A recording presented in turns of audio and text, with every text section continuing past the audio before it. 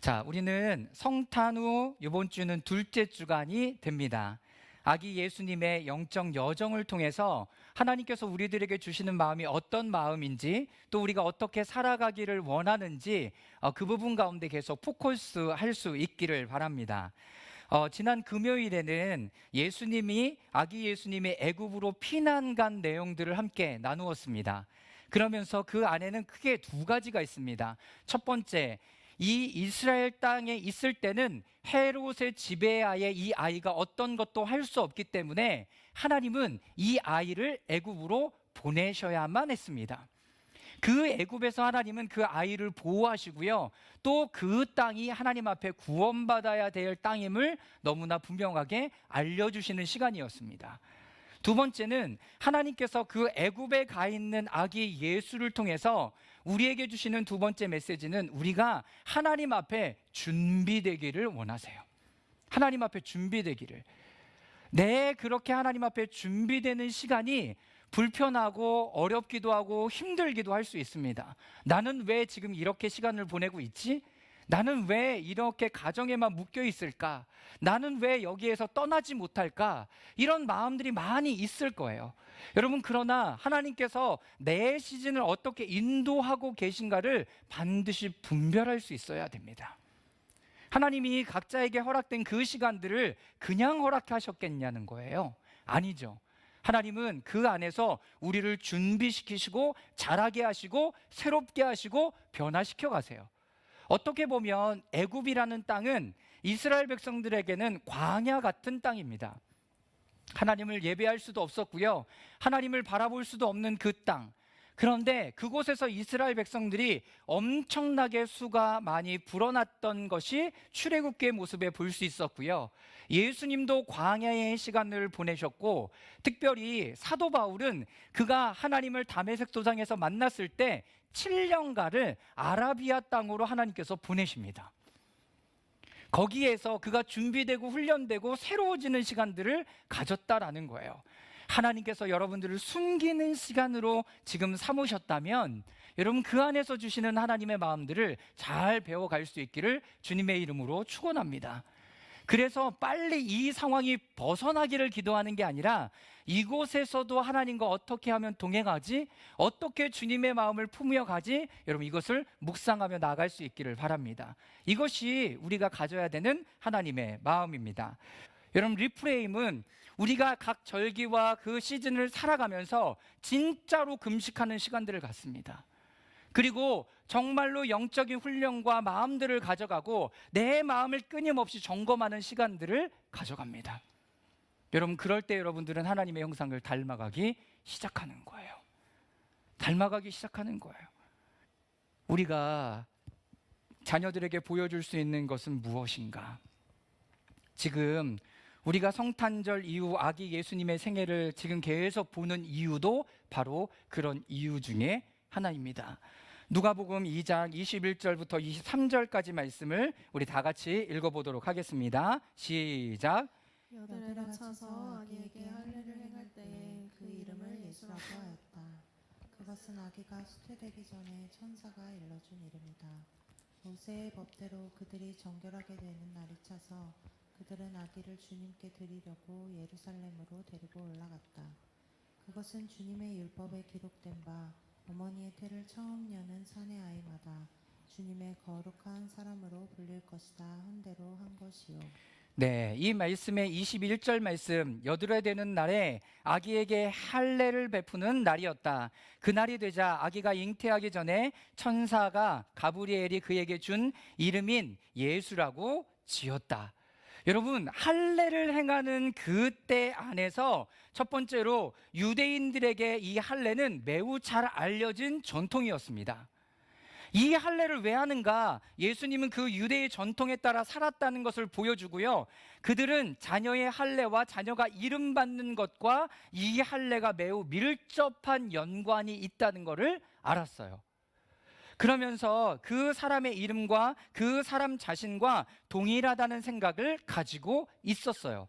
여러분, 여러분들의 이름의 뜻은 뭐예요?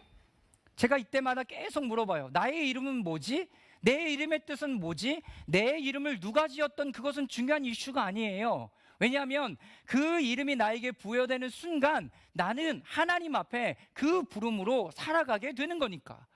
여러분의 이름과 함께 내 삶이 가지고 있는지를 확인하는 것도 굉장히 중요한 포인트가 됩니다. 여러분 그것을 한번 생각해 보세요. 두 번째, 그 사람의 의미, 그 사람의 사람됨, 그의 특생, 그리고 그의 부르심까지에 대한 것도 그 할례를 통해서 부여가 되는 시간이 됩니다. 그러니까 오늘 여러분들이 이 메시지를 들을 때 여러분들의 정체성과 마음과 이 모든 것이 그리스도 안에서 세워지기 시작한다라는 거예요. 누가복음 1장 31절이죠. 제가 읽어볼게요. 보아라, 그대가 잉태하여 아들을 낳을 터인데 그 이름을 예수라고 하여라. 아이가 그 삶 가운데 주어졌을 때 아예 이름까지도 주어진다라는 거예요. 여러분 그걸 잊지 마세요. 우리 아이들이 태어날 때 부모들이고 할머니고 할아버지고 어떤 점집에서 지어졌던 누가 지어졌던 여러분 그 이름의 정체성 가운데 여러분들의 정체성이 녹아있다라는 것을 잊지 마시길 바랍니다. 그것이 여러분들 안에 세워져 나아가는 거예요. 자, 그리고 하나님께서는 각 사람이 이 땅에 태어날 때 각 사람의 정체성, 삶의 여정, 부르심을 이미 부여한 것, 그것을 우리에게 말씀해 주시는 거죠. 우리는 그로부터 구원과 하나님의 백성을 얻을 유익이 있기 때문에, 그리고 성경은 우리 모두의 구원을 위해서 기록되어져 있기 때문에 우리가 할례에 대한 부분들을 더 보기를 원하는 거죠.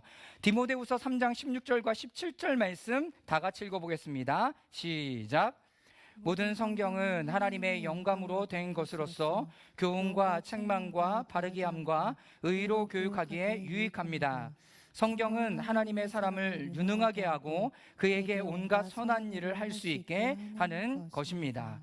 여러분 이 전통에 따라서 예수님은 할례를 받았어요. 두 번째, 할례는 하나님과 이스라엘 백성 사이에 언약의 표징이었습니다. 여러분 언약이 뭐예요? 언약. 내가 그 사건을 통해서 연결되어졌다라는 것을 이야기하는 거예요. 이스라엘 백성들은요 할례를 통해서 하나님과 연결되었어요. 할례를 통해서 하나님께서 나에게 부여하신 이름을 알았고요, 나의 정체성을 알았고요, 내 삶의 여정에 대해서 알게 되는 시간이 바로 이때였습니다. 창세기 17장 11절 12절 말씀 우리 다 같이 읽어보겠습니다. 시작. 너희는 포피를 베어서 할례를 받게 하여라. 이것이 나와 너희 사이에 세우는 언약의 표이다. 대대로 너희 가운데서 남자는 모두 난지 8해 만에 할례를 받아야 한다. 너희의 집에서 태어난 종들과 너희가 외국인에게 돈을 주고서 사온 종도 비록 너희의 자손은 아니라 해도 마찬가지로 할례를 받아야 한다. 여러분 우리의 집에 있는 모든 사람은 뭘 받아요? 할례를 받는 거예요. 할례를 받는 거예요. 그러므로 말미암아서 우리가 하나님께 연결되고 있다라는 것을 분명히 깨닫게 되는 거죠. 자, 우리는 하나님과 하나님이 구약과 신약 사이에 육체의 할례뿐만 아니라 더 중요한 마음의 할례에 대해서도 지속적으로 말씀하고 계셨음을 알고 있습니다. 그 말씀을 저희가 찾아볼 건데요. 그런데 유대인들에게 이 중요했던 그 할례가 그들에게 속박으로 머물러져 버렸어요. 그냥 할례를 받으면 그냥 끝났다라고 생각하고 있는 거죠. 그냥 거기에 머물러져 있었던 거예요. 그래서 예수님이 신약에 오셔서 할례를 받을 뿐만 아니라 우리와 함께 연결되기를 원하셨다라는 거죠. 신명기 10장 16절 말씀 다 같이 읽겠습니다. 시작. 그러므로 당신들은 마음의 할례를 받고 다시는 고집을 부리지 마십시오. 네, 어디에 할례 받으래요? 마음의 할례를 받으래요. 여러분 육체의 할례는 인간의 몸에 표시가 돼요. 그래서 확인할 수 있어요. 그런데 마음의 할례는 확인이 안 돼요. 여러분들이 만약에 그렇게 하나님과 연합하고 있다면 여러분들의 마음이 새로워지고 있는지 끊임없이 어떻게 돼요? 점검할 필요가 있는 거죠. 자, 신명기 30장 6절 말씀 또 함께 읽겠습니다. 시작. 주 당신들의 하나님이 당신들의 마음과 당신들 자손의 마음에 할례를 베푸셔서 순종하는 마음을 주실 것입니다.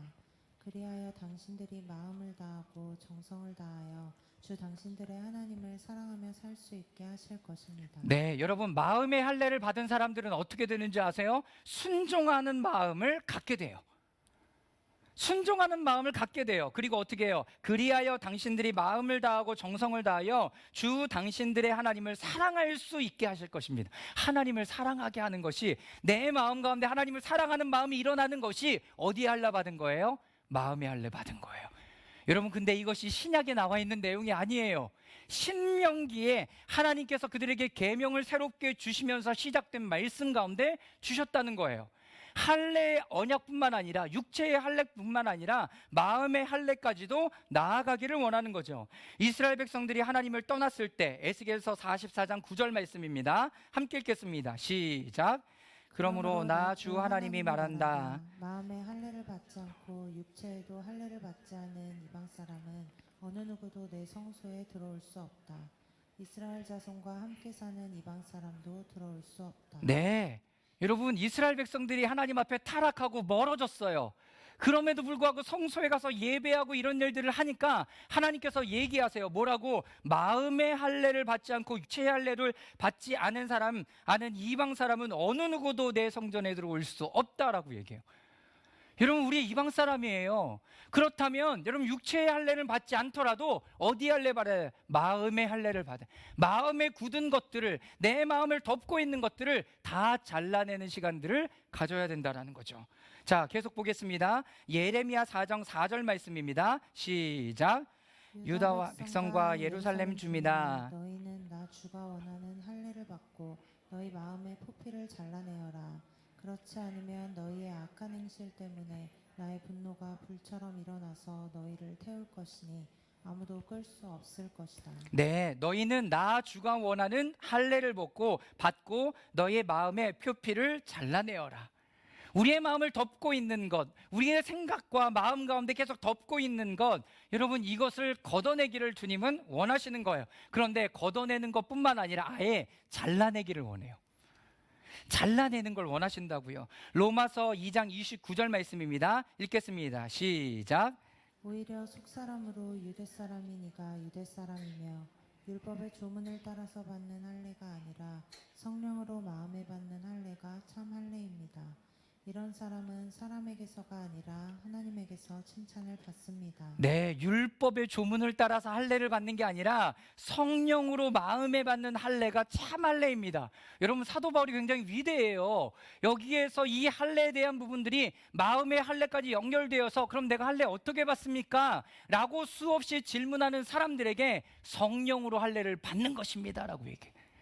성령은요, 우리 안에 더럽고 추한 모든 것을 다 태워버립니다.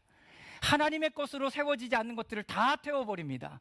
그리고 하나님의 마음으로 정결하게 드려져야 될 것만 보호하시고 지켜서 이것이 강하게 하시는 분이 성령님의 역사다라는 거예요.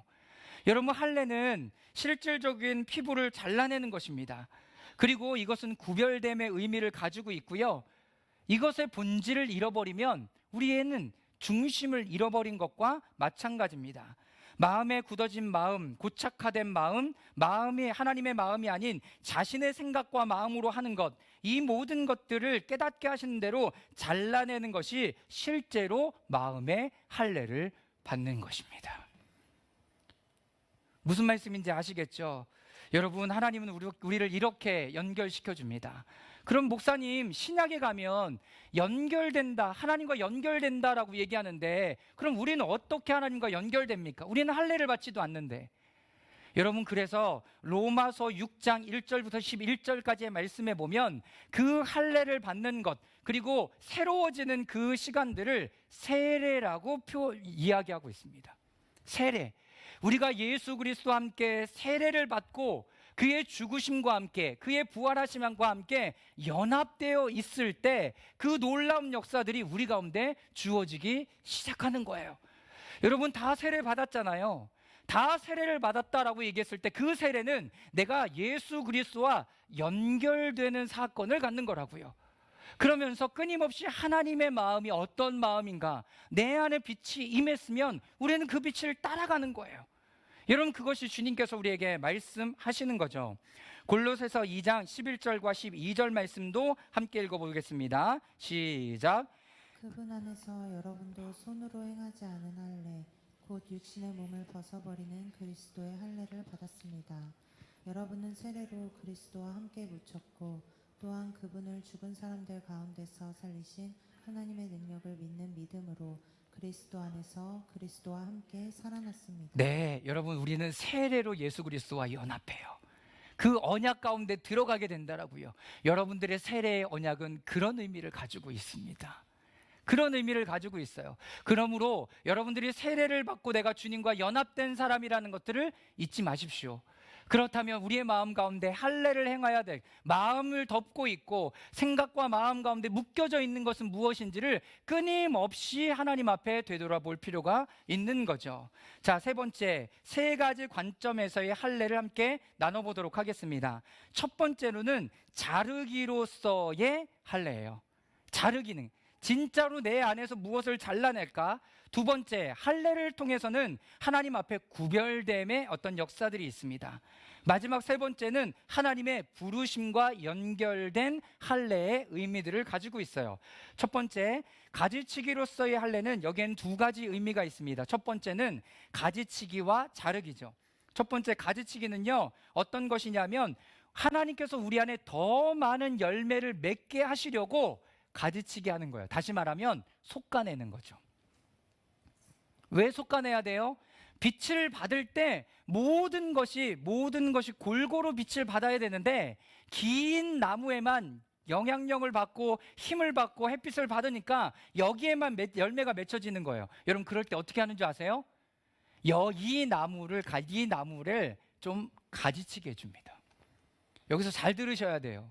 내가 지금 잘하고 있는 것을 하나님께서 가지치게 하실 때가 있다고요. 하나님, 나 잘하고 있는데 왜 이거를 잘라내요? 하나님, 나 잘하고 있다니까요. 하나님, 쟤나 잘라내요 라고 얘기할 수 있어요. 그런데 하나님은 달라요.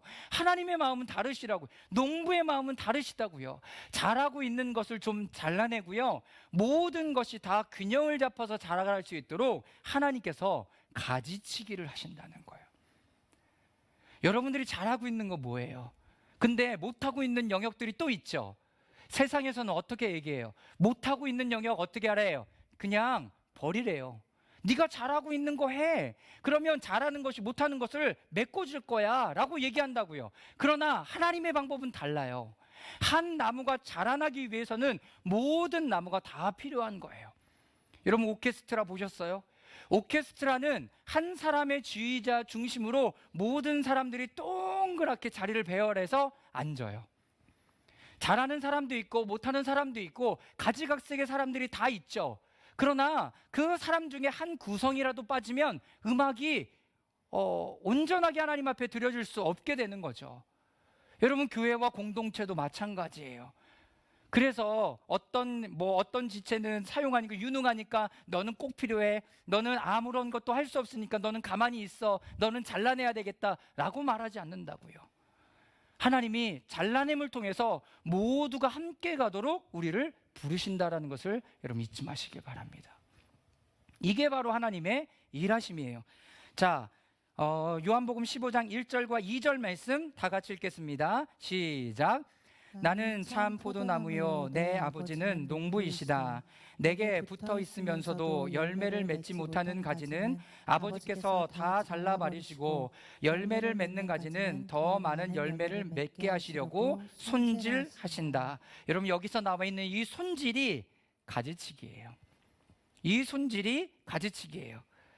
하나님께서 우리가 잘하고 있는 그 특정한 부분들을 잘라내기를 원하세요. 그래서 여러분들을 잘 알아야 돼요. 내가 이거 잘하는 사람이구나, 이거 잘하는 사람, 이거 내가 좀 안 되는구나를 알아야 돼요. 하나님, 여기에 도와주십시오라고 기도도 하고, 하나님, 이 부분들을 조금 절제해야 되겠네요. 그래서 성령의 열매 보면 절제의 열매가 있어요. 절제.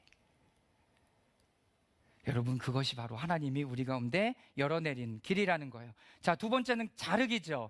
우리의 특정한 부분 가운데 타락한 영역이죠. 하나님은 이 가지들을 완전히 잘라내게 하세요. 타락한 부분들을 잘라내게 하세요. 여러분, 똑같은 것들 다 가지고 갖다 놨더라도 썩어 있는 것 주변에 갖다 놓으면 어떻게 돼요? 점점 이 썩어져 있는 죽음의 영향력들이 미쳐지기 시작해요. 여러분, 깨어진 유리창의 원리도 똑같은 거예요. 다 괜찮은데 깨진 곳에만 사람들이 뭐 하기를 원해요? 쓰레기를 버리길 원해요. 쓰레기가 모여 있는데 계속 쓰레기가 모여진다고요. 여러분, 이것이 깨진 유리창의 원리잖아요. 하나님은 그 부분들을 어떻게 하기를 원하세요? 이제는 잘라내기를 원해요.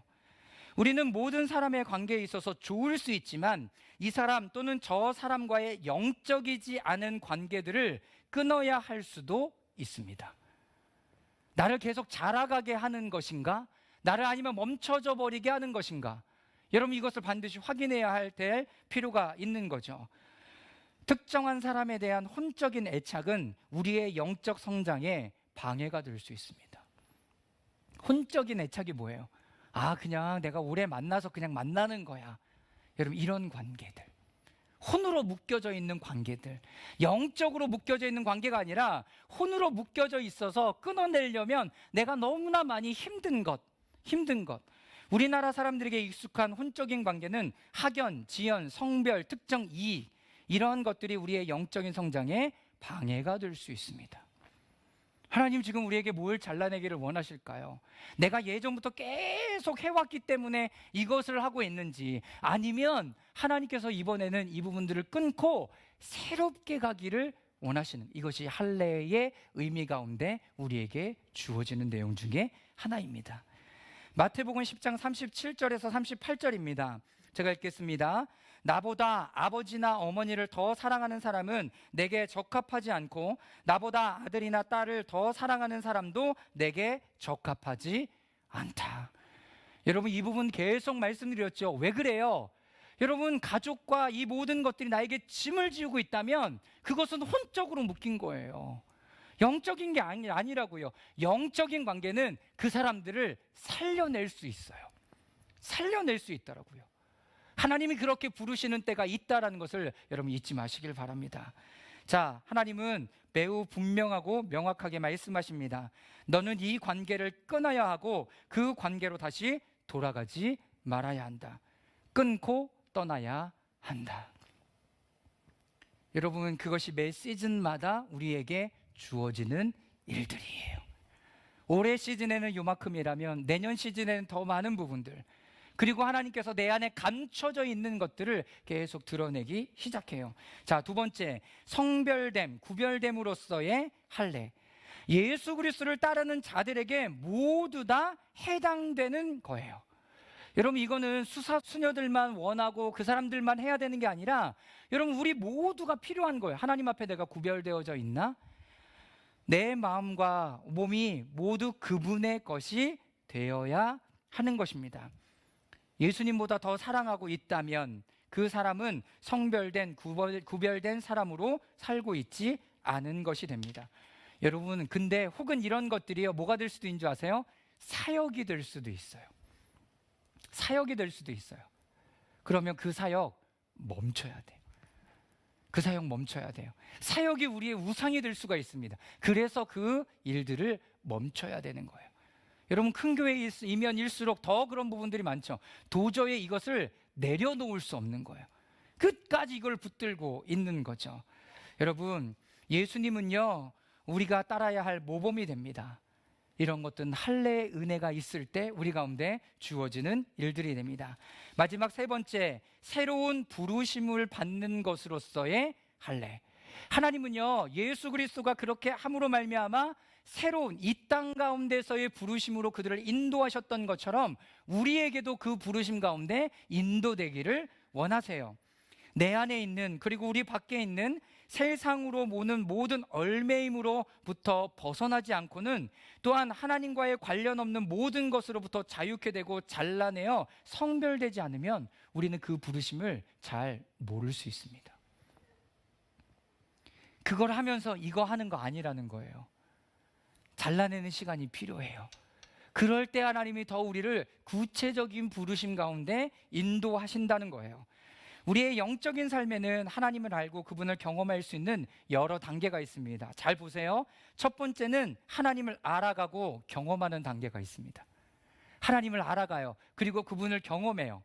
두 번째는 하나님의 성품을 아는 단계로 인도함을 받습니다. 하나님의 성품을 막 알려주세요. 어떨 때는 사랑, 어떨 때는 존경, 하나님의 어떨 때는 은혜, 이런 것들을 끊임없이 하나님이 알려주시는 때가 있어요. 그리고 세 번째는 하나님의 자비와 긍휼에 대해서 알게 하세요. 목자 되신 하나님에 대한 이야기를 하시는 거죠. 나의 목자 되신 하나님. 그리고 네 번째는 성령님을 통해서 그분을 구원자로, 구속자로 알게 해요. 성령님을 통해서 우리가 그분을 구속자로 아는 것. 아, 내가 구원받았구나. 아, 하나님 나를 구속해 주시고 성령해 주셨구나. 이것이 너무나 명확해져요. 여러분, 그 다음부터는요, 달려가는 거예요. 그 후로 하나님의 아들로 알게 됩니다. 나는 하나님의 아들, 딸. 하나님을 계시해 주세요. 계속. 그럼 더 깊은 관계가 되겠죠. 여섯 번째, 이제는 아버지께 다가가요. 하나님 아버지께 더 가까이 다가가요. 근데 마지막은 뭔지 아세요? 십자가의 길과 방식을 따르고 받아들이도록 부르심을 받아요. 십자가의 길이 뭐예요? 내가 가지고 있는 것들을 내려놓는 단계, 나를 포기하는 단계, 나를 내려놓는 단계. 여러분, 이런 단계까지 하나님이 끊임없이 가도록 우리를 인도해 주신다는 거예요. 여러분들은 어디까지 지금 가신 것 같아요? 계속 하나님을 알아가고 있는 단계에 계십니까? 아니면 하나님의 성품을 계속 말씀해 주셨지, 하나님의 자비와 긍휼, 그리고 다음에는 성령님을 통해 구속자로, 구원자로 알게 하시는 것, 하나님의 아들로서 알게 하시는 것. 여러분, 어느 단계에 있으신 것 같아요? 여러분, 저는 학교 다닐 때요, 대학교 다닐 때 하나님이 한 3, 4년 동안은 하나님의 성품에 대해서 계속 말씀하시는 거예요. 그래서 그 해의 주제가 사랑과 겸손. 그러면 하나님을 사랑하고요, 나는 겸손을 배우는 거야. 그 삶을 계속 살아가요, 1년 동안. 그런데 내년이 되면 하나님께서 다른 키워드를 또 주세요. 은혜와 성령. 그러면 하나님께서 성령으로 계속 나를 부으세요. 그 다음에는 또 하나님께서 다른 것들을 또 부으세요. 여러분, 이 시즌이 끝나니까요, 그 부분이 또 되죠. 성령을 통해서 놀라운 구원의 사역들을 감당할 수 있도록 인도해 가시더라고요. 여러분, 그 단계들이 있는 거예요. 내가 점프 뛰어서 가지지 않아요. 점프 뛰어서 가지지 않아요. 이 단계를 하나하나 밟아 가는 거죠. 여러분, 이것이 우리의 부르심입니다. 이것이 부르심이고요, 우리의 새로운 이름이 됩니다. 이것이 우리의 새로운 인격이 됩니다. 우리의 인격은 누구를 닮아가요? 하나님을 닮아가는 거죠. 우리의 인격은 다른 거를 따라가는 게 아니라 하나님을 닮아가는, 하나님이 그렇게 하셨나? 예수님이 그렇게 나에게 보여주셨나? 그래서 휴머노이드 AI가 아니라 우리 하나님께서 하나님의 형상과 모양으로 아예 처음부터 만드셨어요. 그럼 난 뭘 따라갈 거냐는 거예요. 난 뭘 따라갈 거냐는, 누가 보여주신 것을 따라갈 거냐는 거예요. 하나님이 보여주신 삶을 따라가는 거죠. 그래야 우리가 하나님의 성품과 모양으로 닮아갈 수 있게 되지 않겠습니까? 여러분, 오늘 주시는 이 할례의 메시지는 우리에게 그 영적 여정을 갈 수 있도록 우리를 인도해 주십니다. 예수님이 왜 우리를 광야로 내보내실까요? 왜 애굽으로 보내실까요? 여러분들을 보호하시고 지키시고 훈련케 하시려고. 그리고 성전 안에 왜 예수님과 함께 우리가 들어갈까요? 우리 안에 덮고 있고 답쳐져 있는 모든 것을 잘라내기를 원하니까. 그런데 이 잘라내는 것은 그냥 지금 떠오르는 것일 수도 있지만, 우리가 대림절을 통해서, 빛을 통해서 비춰져서 보여졌던 것들을 하나님은 잘라내기를 원하시는 거예요. 그리고 이 시즌이 끝나면 하나님께서 또 새로운 길로 우리를 인도해 가시겠죠. 여러분, 오늘 내가 잘라내야 할 가지는 무엇인 것 같으세요? 뭐가 좀 알아지시던가요? 아, 하나님 지금 이거 말씀하시려고 하시는구나. 하나님 이 부분 지금 나에게 말씀하시려고 하시는구나. 여러분, 그 부분들을 하나님 앞에 올려드리세요. 아예 그냥 올려드리고 끝나지 말고요, 아예 잘라내세요. 잘라내세요. 그리고 하나님 앞에 새로운 마음으로 가도록 우리의 마음을 내어드리며 갑시다. 하나님을 알고 경험하는 어떤 단계에 여러분들은 나아가고 계십니까? 여러분, 그것을 끊임없이 구하는 거예요. 여러분, 그렇다면 하나님은 그 가운데 새로운 부르심으로 우리를 인도해 내실 겁니다. 여러분, 그 은혜가 여러분 모두에게 있기를 바랍니다.